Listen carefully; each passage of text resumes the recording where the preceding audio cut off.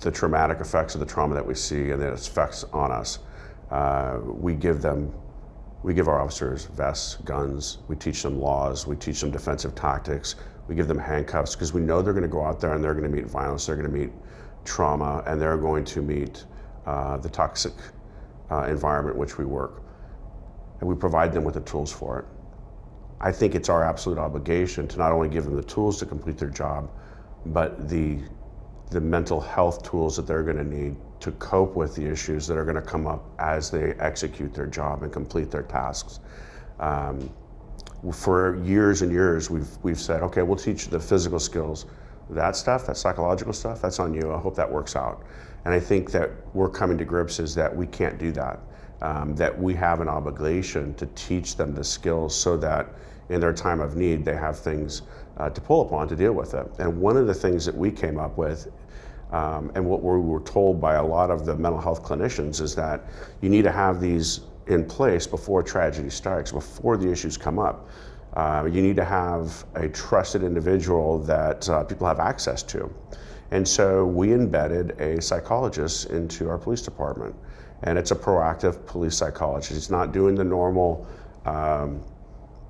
day-to-day things that a psychologist would do. He's not doing pre-employment exam. He's not doing fit-for-duty exams. He doesn't do counseling.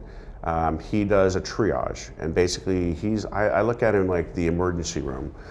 He comes in, gives a quick treatment, and then gives you to a person that fits your needs for what your problems are. And it's kind of like a direct deposit. So he knows our insurance, he knows the local clinicians, he knows how to triage, and he gives that person off to the next person who can help them.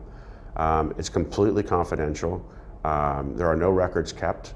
And it's been a very successful program for us. Over the last 3 years, we've seen a gradual incline the entire time. The first year we had the program, we had roughly 80 officers and firefighters seek help from Andy Barham, who is our psychologist. And then in 2018, we had almost 180 firefighters and police officers. And it's a resource for you, it's a resource for your kids. We have officers and firefighters that will call Andy and our doctor and say, hey, my son or daughter is experiencing this. My mother-in-law is having this problem. How do I help them? We also use him on our crisis negotiation team. We also use him in very critical interviews with high-profile crimes, sex offenders or murderers, because he gives us great insight into the psychology of what's going on. So he observes the interview and then provides the officers with more information or different tactics they could probably take trying to get information from this person. The first things that we tried to do as we were changing our culture for health and wellness is we wanted to get the biggest bang for the buck and get the most health benefit for our officers. And so we started with yoga, which is, you know, if I would have said 30 years ago that we'd have an embedded psychologist and we would have, we'd be doing yoga 4 times a week, I'd say you're crazy. But that's what we're doing, and it's been received extremely well. We do yoga 4 times a week. We hire out to have an instructor come in, and our mid-shift gets 1 hour to do yoga before they start their workday.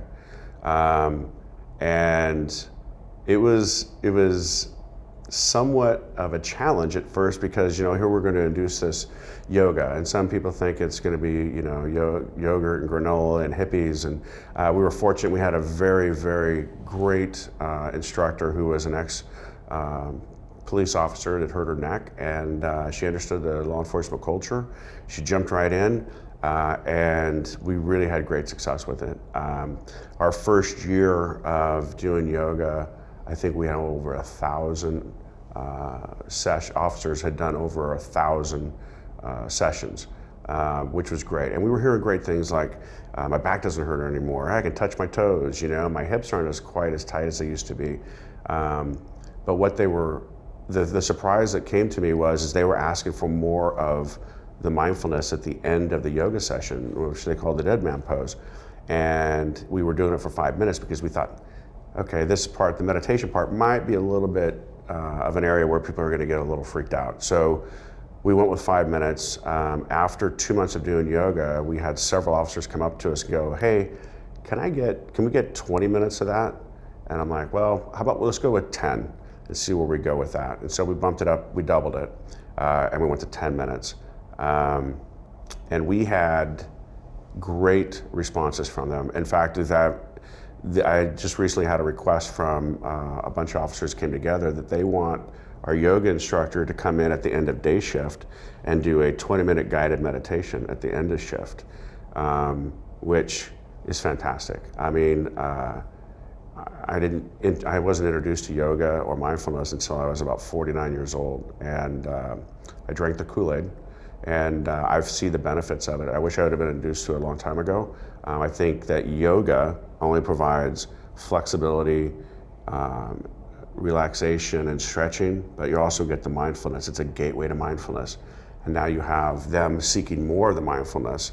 And mindfulness is, you don't have to look too far. If you look at the sporting world, LeBron James, Kobe Bryant, Tiger Woods, Peyton Manning, Phil Jackson brought mindfulness into the mainstream in sports.